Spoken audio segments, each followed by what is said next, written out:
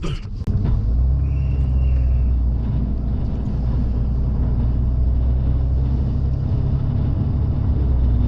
everybody, just plowing away.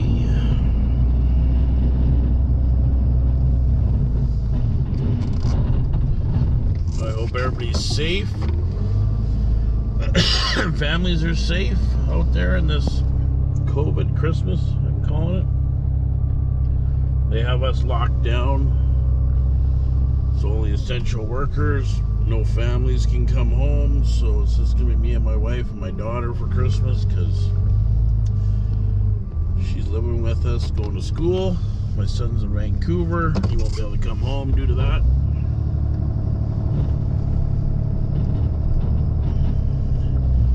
Which kind of blows, but it is what it is. There's not much we can do about it besides join on and try to get this done with so we can get back to a normal life.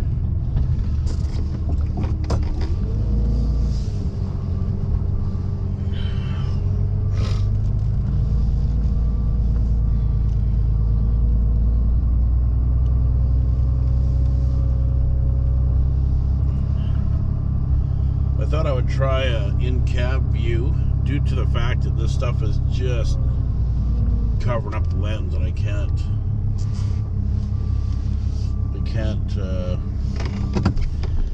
keep the lens clear. So I apologize. I'm trying to do the windows as much as I can so you guys can see good.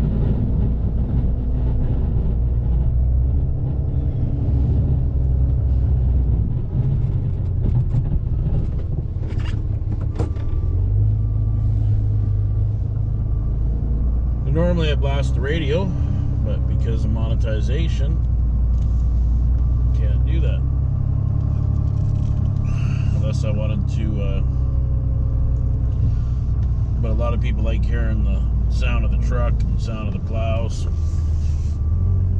Normally I would just dump music into the background and call it a day.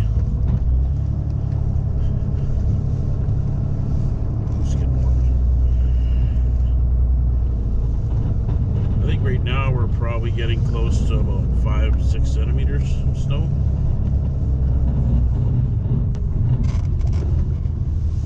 I think they're calling for 10 to 15.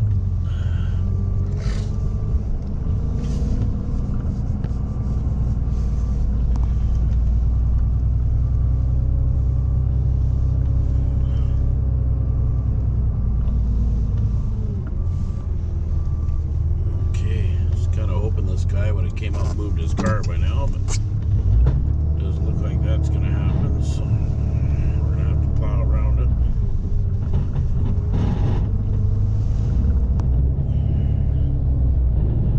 One guy that works there, he's really good. He'll come out as soon as he sees you plow that one side out, he'll move his car back, park it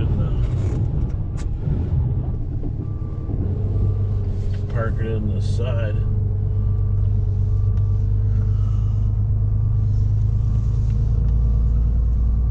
But not this guy. He's maybe doesn't want to get outside.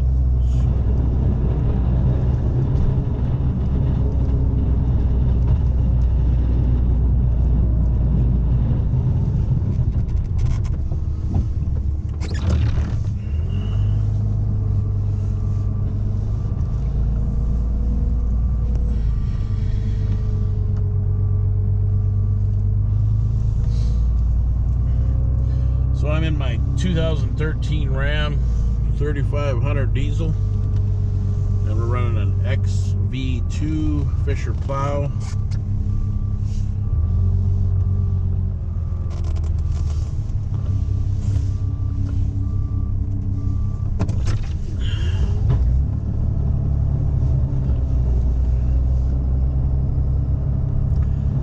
If you got any of you guys out there that are watching this that are plowing, I would love to talk to somebody about different plows. Like, we just run Fisher. So far I've been really happy with them. I know Western is pretty much the same, just different paint. But I'd like to talk to some of the guys with the Boss. I watched another guy that has the Boss plow. He just loves it, but it doesn't have a chain. It's just got a direct hydraulic, and I'm not sure how good they work, because the whole idea driving up onto a pile, it automatically will lift because the chains are loose, right? And then I wonder what they do if they ever have issues. Like, at least with this, say that ram quits, I can drive it up into a pile, shorten the chain so it hooks, and be able to get home to fix it. With a direct ram on the Boss plows, they don't have that. They just got a ram. So I'm not sure how that works. If you ever get into trouble with the hydraulics quitting or electrical quits or something, what do you do? So if there's anybody that watches this and is running Boss, I'd sure like to have you comment down below and let me know what you like and what you don't like about your plow. What I don't like about my plow is it seems like the cutting edges are getting more and more expensive, but I imagine that's with every plow. It seems like one year we could be paying $400 for a cutting edge, next year they want $600. And then I gotta start looking around, and then all of a sudden I'll find it for $400. And I don't know why. And we use 1/2-inch cutting edges. I know there's many different sizes, just to give you guys a heads up on. And I think we're paying for just about $500 Canadian, which I remember back in the day when we first started this, they were about $250, $300. But then again, we've been plowing snow with Fisher plows probably for 13 years now. So 13 years ago they were a lot cheaper, but then our hourly rate was a lot cheaper. So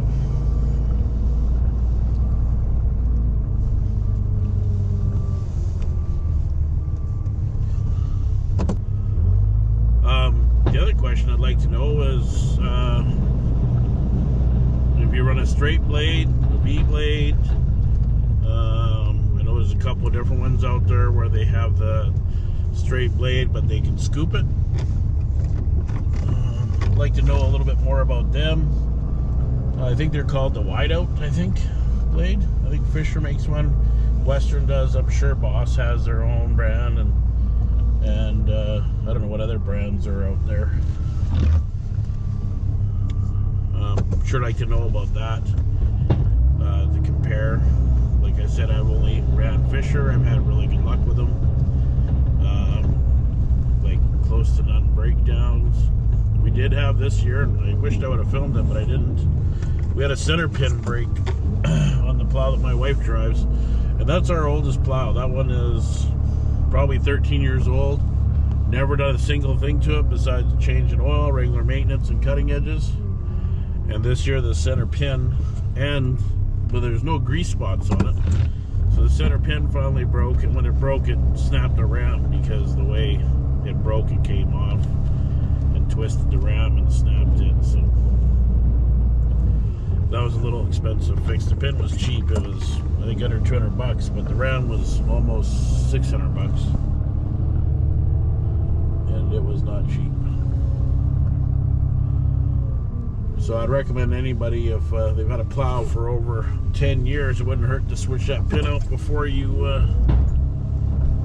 have that issue.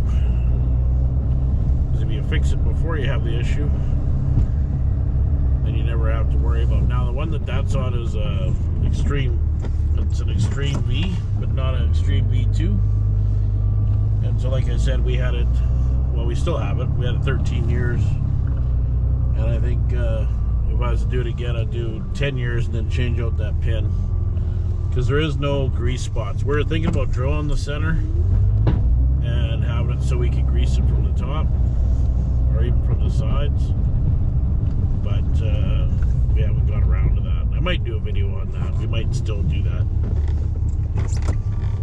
On the XV2, they have tiny little holes on them, and you can use what they call as a pin greaser, and it goes on the end of your grease gun, and you can grease those, so they last a little longer just because you can get grease into them.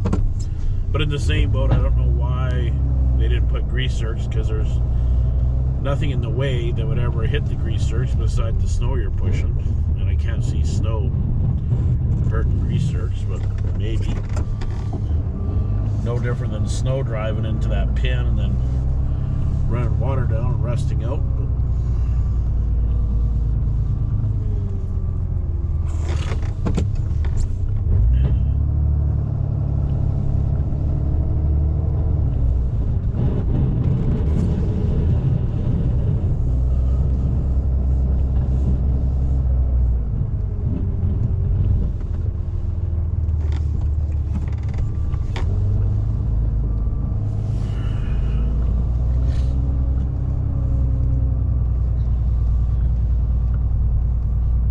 Yeah, I'd love to hear from anybody that's plowing, what they run,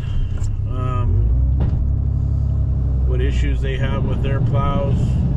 I wouldn't mind doing a video kind of going over my plow, and then maybe the dislikes and likes, and maybe even doing a collab vid with one of you guys that's running something totally different, like a Western or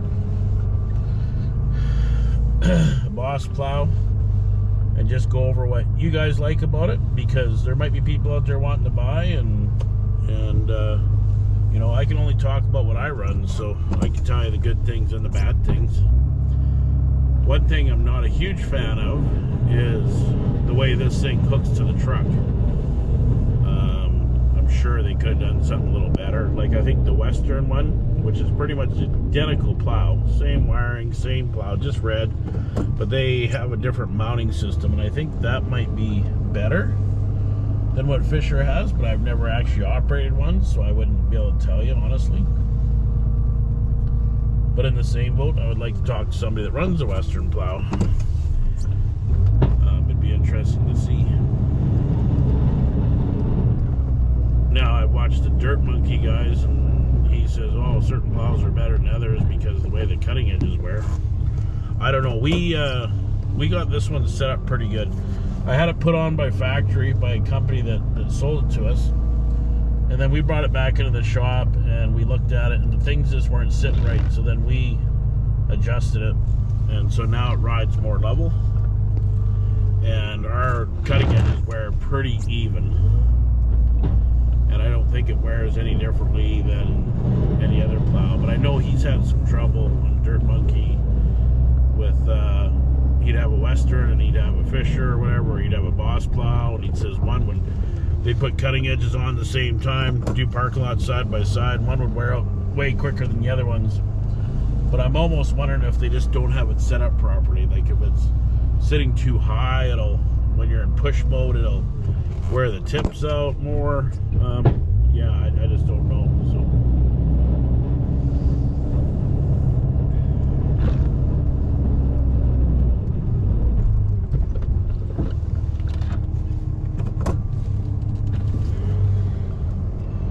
that's why I'd like to talk to somebody else, or you know, comment down below what you guys think and what you're running, and that'd be great.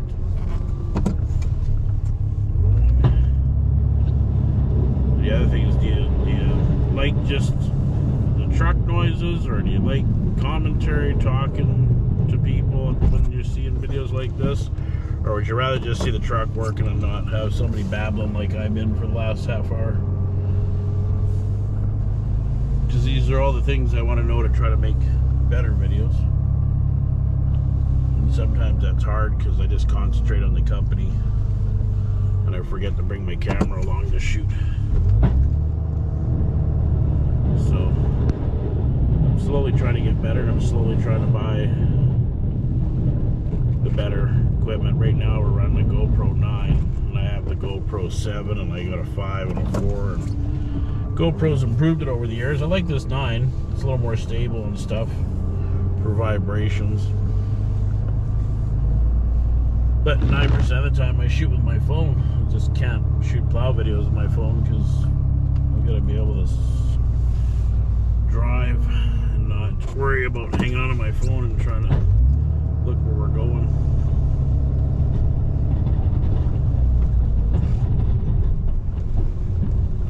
I don't even know how the audio is going to turn out with this. Hopefully it's not a big waste of time. Oh, and if you, I got three people I watch quite frequently. I got a buddy that lives in town. His name's Channel 33 with Spongy. Big shout out to him. He was working at Honda Magic, but now he's working for a guy, Cody's Automotive Repair. Super nice guy. Probably one of the best mechanic shops in town. Bend over backwards to help you.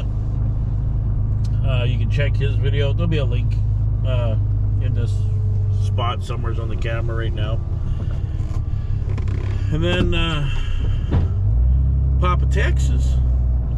If you like cooking videos, that's the guy to go watch, because that boy, he's cooking 24/7. Shooting cooking videos, doing gardening, but he mostly does cooking videos right now.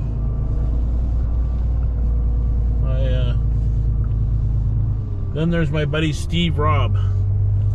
He's a good guy. He's making some great videos too. I've learned a lot from him, and he keeps telling me how to do stuff better. I need to start taking his advice and putting it down on paper and getting this stuff done, because he's got some really good ideas on how I can shoot some better videos and better content.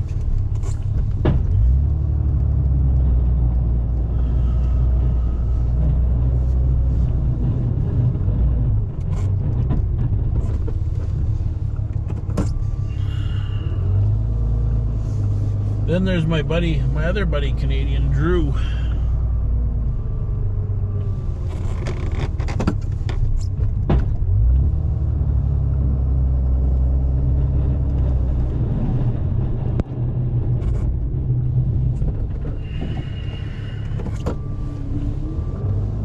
I gotta admit, I think he's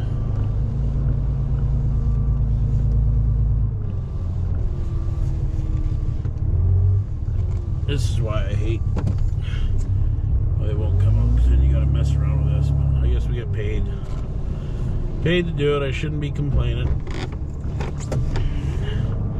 Look at that milk, $3.29 for a 1 liter jug. I don't know what your guys' prices of milk are right now, but that's if you look on the door, I don't know if you can see it, but they want $3.29 for a liter, or 2 liters, sorry. I don't know, that just seems high for milk. I think we're buying 4 liters for 4 something here.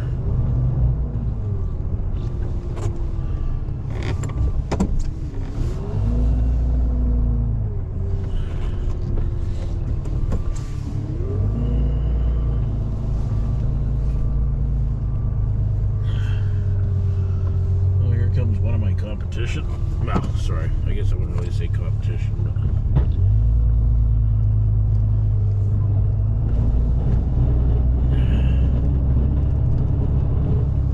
I think sometimes he drives around to see where we plow, and then goes and tries to get our contract. He'll lowball us or whatever. But a lot of the people that we plow for, we've been plowing for years. And there's some loyalty there, even if the price is cheaper. They usually stick with us. You know, it's not always about saving $5 an hour. It's about quality of work and quality of work and making sure it's done. So when you come to work, nobody's waiting. And that means a lot more than money. And there's some people though that just don't care. Like we've lost a few contracts due to money. You know, they got, like, we did this one parking lot and we were there for a good hour. And we charge our hourly rate. I'm not going to say what it is in case I got my competition listening in. But then they come and super lowball us. Like, they're not making any money to do it. And I just tell the guy, like I said, I can't come close to that, because I said, I know what I need to, how much to make to run. And if I can't make that, my Bobcats and my trucks are going to sit in the shop, because I'm not getting out of bed for less. And so it's great, these guys take on the work, they get it back, and you know, I don't know if they slowly raise their price afterwards, but I'll talk to them and they say it's not because of the quality, it's just comes down to money. And I said, I totally understand, you know, and we're talking like $40 an hour difference. And it's not like we're charging $200 an hour. I'm just saying, like, we're but they undercut us by at least $40 an hour. And at that rate, I know me, we're not breaking even with the equipment, you know. And as soon as I have to start paying overtime, I'm losing money. So you gotta look at that in the snow removal business, because you're always gonna pay overtime. You can't get away from it, you know, unless you can convince your guys to take days in lieu for pay. There's always overtime during snow removal. And the sad thing is Mother Nature doesn't know that it's the 24th or a stat holiday. So then next thing you know, you're paying double time and a half to clean snow, because your contract states you got to clean snow when it snows. So then you're really losing money. So jobs like that, I don't worry too much about it. If we lose them, we lose them. The funny thing is if we lose one parking lot, it seems like we gain 3. So I've never ever, I've had good luck that way. I don't go look for it. Usually people phone us. Because right now, we're out 12 to 13 hours on an average snowfall, and we got 4 pieces of equipment. We got 2 of these plow trucks, and I got 2 Bobcats running steady, and then we have a sander, and then I got a guy that's that does about 6 hours of hand shoveling sidewalks that we do. So honestly, if I end up taking on any more parking lots, I'd have to get more equipment. And right now we're pretty happy with what we do. If I got to get another piece of equipment, then I got to go chase some parking lots. And I'd rather just, you know, try to get everything done that we can do and try not to work the guys, because all of a sudden you get too many parking lots and then something's gonna break. Like either you're not gonna get your customers' jobs done as good as you used to, or somebody's gonna get, you know, they're just not gonna be able to get their store open because you took on too much work. That's the big line you gotta draw in the sand. Where's your limit and where do you want to be? And they have another piece of equipment, then you're looking at $80,000 for another Bobcat, you know. Then you got to find another guy to run it. And then if you don't have work for that Bobcat in the summer, unless you are living in an area where you guys get lots of snow and you can survive just on winter, you gotta have something for that Bobcat to do in the summer. It doesn't pay. At least for us in Alberta here, it doesn't pay, you know. And to rent something, I just don't like renting, because to me, like, we had opportunities this year. I looked at a couple of different things where we could rent a loader with a big pusher on the front, and you're dumping out $4,000 a month, whether it snows or not. And you know, that's a lot of money. I guess if you have the parking lots, it's great because you give it back. I hate spending that kind of money if I don't have something in the end. Like, I don't mind spending the $4,000, but I really want to go into a piece of equipment that we end up getting to keep, not somebody's, you know, you're just paying rent on and somebody's making profit off it, and at the end They own the equipment, you don't. You just paid for it.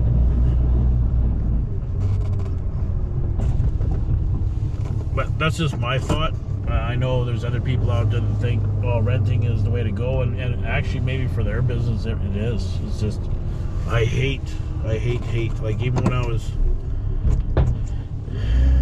young, as soon as I hit 19, I hated paying rent. I bought my first place. Actually, I bought my first place when I was 18.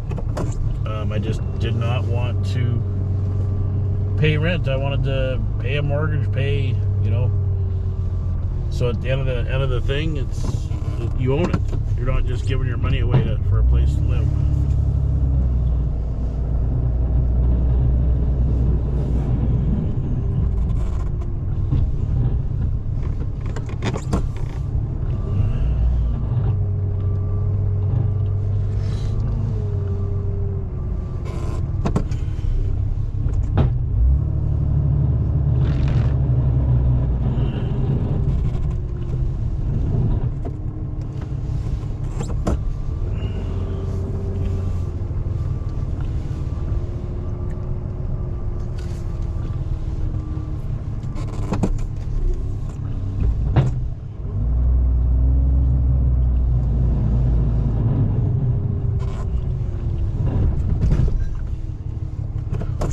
That's why I hate frozen snowbanks. It's really hard on your equipment. But we've had 6 weeks with no snow, just melting weather, so we've had a lot of big tall snowbanks that melted into big icebergs. It was in October and we had a pile of snow on the 1st of November. Now we haven't had any snow till now. So the 9th of November till December, whatever it is now, 22nd I think today is, we haven't had any snow. But we've been having melting and freezing and melting and freezing weather. So all these big snowbanks that we had earlier all turned into glaciers. They're hard to push into because they just hard on equipment, hard on everything.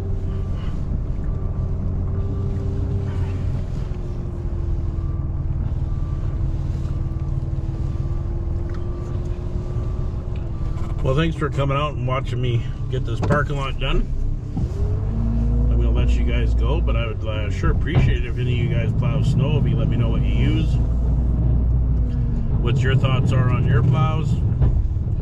Have you had any major issues? And if there's anybody out there that wants to do kind of a collab bit about their plows and our plows, I'll do a collab bit with them for sure. But we'll talk to you later. Thanks again for coming out, guys.